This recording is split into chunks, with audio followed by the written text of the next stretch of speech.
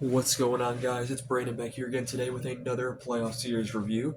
This one being recorded a lot later than the last one, even though it's on the same day. I ran out of time this morning, to say the least. But I did set up the board, and that's why the marker looks a bit different because I literally couldn't get anything else out of my last marker, so we're on to a new marker. We finally made it. I really used that marker to Kingdom Come. But Vegas and Minnesota, the first Western Conference series we're doing. Two Western Conference series are over, and two are going to Game 7, as St. Louis has defeated Winnipeg in Game 6 tonight. Vegas wins the series in 6 over Minnesota, as Minnesota is now 8 seasons in the playoffs in the last 10 years. They've not won a round since 2015. I think that was some sort of record they announced, and that's really unfortunate. And of course, it was Marc-Andre Fleury's last ever game he'd be dressed for. So um, goalie of my generation, one of the last ones. Him and Quick were really the last two. Quick's re-signed for another year, but Bobrovsky is on the edge of that. I would say he's just outside of it, but Fleury and Quick are the last two of the generation. My prediction was Vegas in 6, so nailed the prediction. That's 2 for 2 where I've been perfect. Game 1, Vegas wins 4-2. And then game 2 and game 3, Kaprizov and Boldy just decide we're going to take over. They win 5-2 in Vegas and then 5-2 at home. And I was worried for Vegas.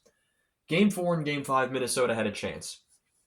Game 4, Vegas wins 4-3 in overtime in Minnesota. If Minnesota wins that game, the series is over, just by the way that they were playing. Game 5, Vegas goes back home. 3-2 overtime victory. I think that was Brent Howden with the winner in that one. Who got the winner in Game 4? It was Barbashev. That's right, it was Barbashev. And then Game 6, Vegas finishes it up. They were up 3-1. Minnesota scores late to make it 3-2, but it's not good enough.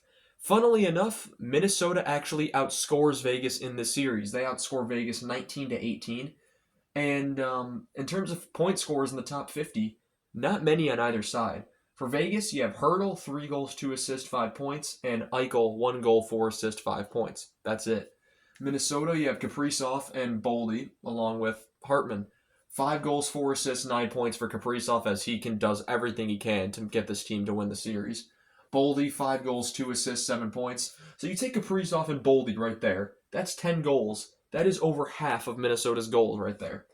And then Hartman had 2 goals, 4 assists, 6 points.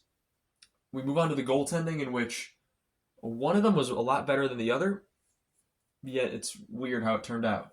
Hill was 4-2 with a 2.83 goals against average and an 880 save percentage. Schmid did not have a record. He came in relief because Hill had an issue at some point, and he went perfect, 9 saves on 9 shots. Gustafsson went 2-3 with a 2.71 goals against average and a 913 save percentage, and then he left with some sort of illness or issue in Game 5, I want to say it was. Fleury comes in, he gets the loss in the 0-for-1 as the Vegas wins that one in overtime. Did not show his goals against average nor his save percentage though, so I don't know what that was. So now Vegas and Minnesota. Vegas moves on. They play Edmonton for the again, which we'll get into in the previews for those. But yeah, that's going to be all I have for you guys in this one. A series that I predicted 100% right. And while Minnesota played really well to start the series, they just could not maintain we're going to ride Kaprizov and Boldy and Gustafsson. Gustafsson played well as well. And that they kind of just ran out of gas. But anyway, guys, I want to thank you all so much for watching this video, and I shall see you all in the next one. Have a good one.